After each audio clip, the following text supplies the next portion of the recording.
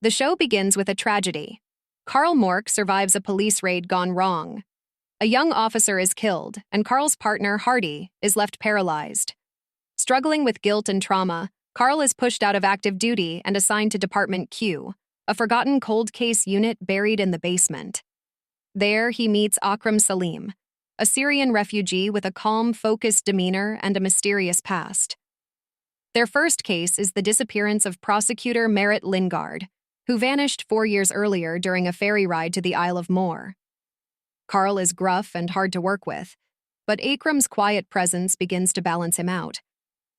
Meanwhile, we see Merritt trapped in a dark, confined room, showing she's still alive. The episode is tense and moody, with Matthew Good playing Carl as a man haunted by what he's lost. Carl and Akram start digging into Merritt's disappearance and find serious flaws in the original investigation. At the same time, Carl's personal life is falling apart.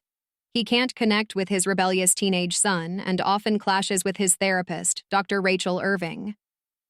Akram, by contrast, stays calm and collected, slowly earning Carl's respect. Flashbacks show Merritt as a determined and sometimes ruthless prosecutor who made enemies. These glimpses help explain why someone might want her gone.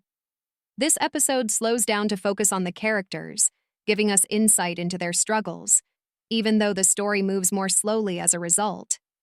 Carl and Akram follow Merritt's last known path to the Isle of Moher. There, they find a clue, an unusual hat with a cormorant logo that links back to the local Jennings family. In Edinburgh, Cadet Rose Dixon is eager to join Department Q. Still recovering from a mental health crisis, she's determined to prove herself. This episode blends mystery with emotion, especially in Carl's dreams filled with guilt and regret. Scenes of Merritt in captivity become more intense, showing her strength even in terrible conditions. While the investigation picks up speed, a few side stories feel like distractions from the main plot. Rose's hard work finally pays off, and she officially joins the team. She heads to the Isle of Moher on her own to follow up on a clue Carl overlooked. Her investigation leads her to Lyle Jennings, whose strange and aggressive behavior sets off alarms. Carl's rough leadership style creates tension, but Akram keeps the team steady. The mystery around Merritt's abduction deepens, with hints that it may be personal. The story switches between the detectives and Merritt's grim situation, keeping viewers on edge. Still, the episode feels a bit too long in places. The team discovers Merritt had a connection to the Jennings family through Harry, Lyle's brother, who was once her lover and died under suspicious circumstances. Carl starts looking into a closed-down company called Shorebird Ocean Systems, which may be linked to the case. Flashbacks reveal that Merritt was also caring for her brother William, who has brain damage, adding more layers to her character. The emotional stakes rise, and the cast delivers powerful performances. However, with so many plot threads, the story risks becoming too scattered. Carl and Akram uncover a motive. Elsa Jennings, Lyle's mother, believes Merritt caused Harry's death and may be behind her disappearance. Carl's reckless methods put Department Q in danger as he faces pushback from his boss, DCS Moira Jacobson. Meanwhile, Akram opens up a little about his past, hinting at deep personal loss. The episode remains tense, but it starts to repeat some character beats we've already seen. Still, the growing complexity of the case keeps the story compelling. The team makes a chilling discovery. Merritt is being kept in a hyperbaric chamber, a cruel nod to Elsa's harsh parenting. Rose digs into Lyle's past and finds out he once assaulted Merritt's brother. With Merritt running out of air, Carl and Akram race to find her. The tension is high throughout, and Akram quietly steals the spotlight with his subtle, emotional performance. However, a few of the twists feel a bit too far-fetched, pushing the limits of believability. It's confirmed.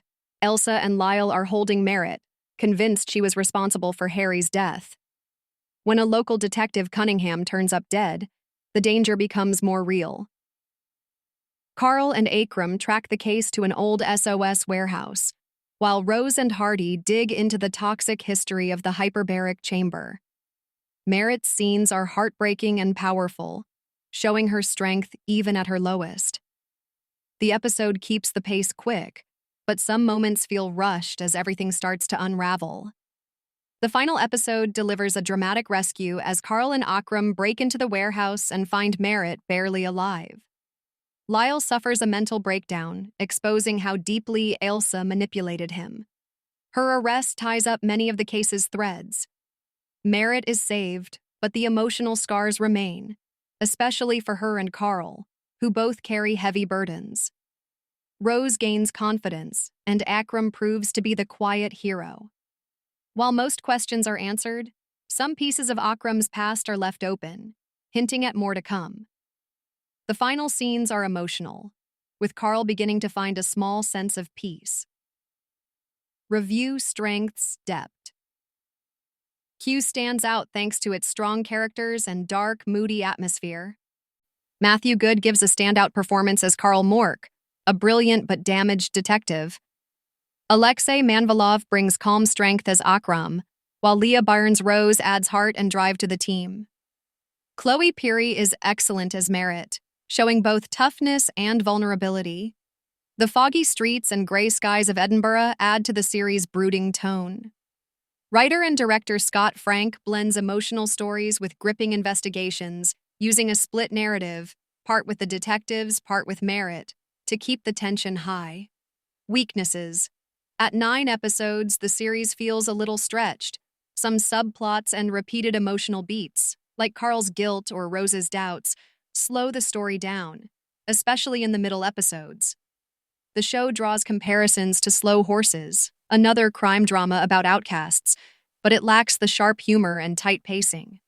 A few plot twists, like the use of the hyperbaric chamber, strain believability. The ending also leaves a few loose ends that may frustrate viewers looking for a neat conclusion.